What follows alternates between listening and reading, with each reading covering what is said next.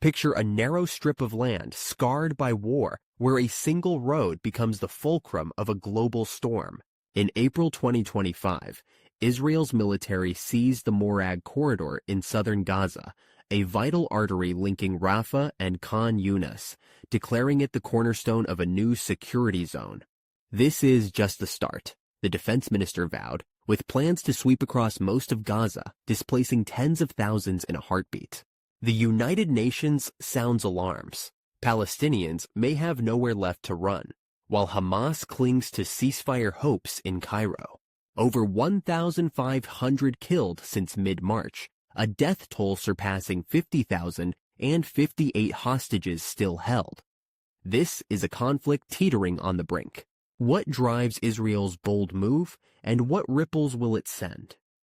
Let's unravel this in 6 steps, diving into a crisis reshaping the Middle East. No fluff, just clear insights to navigate this firestorm. Let's dive in. Chapter 1. The Morag Corridor Falls. On April 12, 2025, Israeli tanks rolled into southern Gaza, seizing the Morag Corridor, a dusty road once home to a Jewish settlement, now a strategic choke point between Rafah and Khan Yunis. Defense Minister Israel Katz hailed it as a triumph, linking Morag to the Philadelphia route along Egypt's border, forming a sprawling security zone under Israeli control.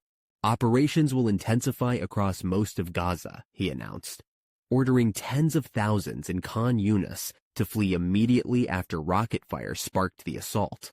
This wasn't a spur-of-the-moment grab. Israel's move builds on months of tightening its grip. First the Philadelphia corridor, then Netzarim in central Gaza, now Morag. Social media buzzes with dread, some calling it a land grab, others a necessary defense. For Gazans, it's another uprooting, their lives packed into bags as homes vanish behind them. The corridor's fall signals a war no longer contained, but poised to engulf the strip in a new wave of fury. Chapter 2. Israel's Security Zone Vision. Israel's plan is bold. Carve out permanent zones to choke Hamas's power and secure 58 hostages still held, 24 believed alive. Katz framed Morag as a second Philadelphia, a barrier to block weapons smuggling and militant moves. Prime Minister Benjamin Netanyahu doubled down, saying, "We're dividing the strip to pressure Hamas until every hostage is freed." Over 50% of Gaza's land, buffer zones, corridors, bases, now lies under Israeli control, squeezing 2 million Palestinians into ever smaller pockets. The logic is clear. Control territory, starve Hamas's operations, force concessions. Yet it's a gamble. Science shows blockades hit civilians hardest. Gaza's health ministry reports 50,033 dead since October 2023. With 1,563 killed since a ceasefire collapsed in March. Social media voices cry genocide. Others defend Israel's right to safety. For Netanyahu, facing protests at home over hostages, Morag is a show of strength, but one that risks igniting a firestorm. Chapter 3. Mass Evacuations and Nowhere to Go. With Morag's seizure came sweeping evacuation orders. Khan Yunis, once a refuge for displaced Gazans, saw tens of thousands told to flee as Israeli jets struck. The UN warns of a humanitarian abyss. Gaza's bakeries are shut, flour and fuel gone, famine looming. There's nowhere left to go, a UN official said, with Rafah's camps overflowing and northern Gaza a rubble-strewn no-man's land. Families trek dusty roads, clutching what little they carry, their futures as uncertain as the ceasefire talks in Cairo. This isn't new.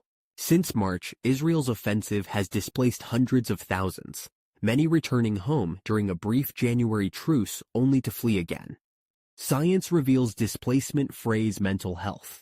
Children, especially, bear scars of fear and loss. Social media posts capture the anguish, images of tents, pleas for aid. Israel insists civilians must leave combat zones, but with Gaza shrinking under security zones, the question echoes, where can they run? Chapter 4. Hamas and the Ceasefire Hope. In Cairo, Hamas negotiators push for peace, saying, "We want a permanent ceasefire, Israeli withdrawal, and a serious prisoner swap." They've offered to free all 58 hostages for a full end to the war, but Israel demands more releases first, citing past deals where 33 hostages were freed for 1,900 Palestinian prisoners. Egypt's latest proposal, 8 hostages for a 40-day truce, hangs in limbo, with both sides accusing the other of stalling. Hamas's leverage is fading. Its fighters, battered but intact, patrol Gaza's ruins, releasing videos of captives like Aiden Alexander to pressure Israel. Science shows prolonged conflicts erode trust. Here, each airstrike dims ceasefire hopes. Social media splits. Some see Hamas as defiant, others as desperate, clinging to hostages as their last card. As Morag tightens Israel's grip, Cairo's talks teeter, a faint light in a darkening storm. Chapter 5: The Global Stakes. Israel's escalation reverberates far beyond Gaza. Egypt, fearing a refugee flood, protests Morag's proximity to its border. Jordan and Turkey condemn the blockade, while the U.S., under Trump, treads carefully. Envoy Steve Witkoff urging hostage releases, but dodging calls to halt Israel's moves. South Africa's own tensions, its land debates echoing Gaza's, highlight how local fights spark global divides. The UN Security Council meets, but vetoes loom, paralyzing action. Economic ripples spread. Gaza's blockade spikes oil prices, Red Sea shipping slows, hiking costs from Europe to Asia. Science warns of war's butterfly effect. Disruption in one corner frays global chains. Social media reflects alarm. This could tank markets, one post reads. With 50,000 dead and counting, Gaza's toll fuels protests from London to Jakarta, testing alliances and exposing a world struggling to bridge its fractures. Chapter 6: A War Without End? Israel's seizure of the Morag corridor, heralding a wider Gaza offensive, marks a perilous turn in a conflict claiming over 50,000 lives. By forging security zones and displacing thousands, Israel aims to crush Hamas and free 58 hostages, yet risks entrenching a cycle of pain, as 1,500 deaths since March attest.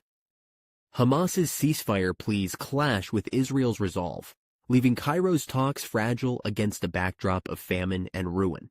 Globally, from Egypt's borders to rising oil prices, the stakes ripple, echoing South Africa's unrest or Romania's digital wars, each a reminder of trust's fragility. The UN's warnings of nowhere left underscore a grim truth. Expansion may secure land but not peace. As Gaza shrinks and bodies mount, the world watches a conflict teetering between resolution and ruin, where every move tests whether force or dialogue will shape the future.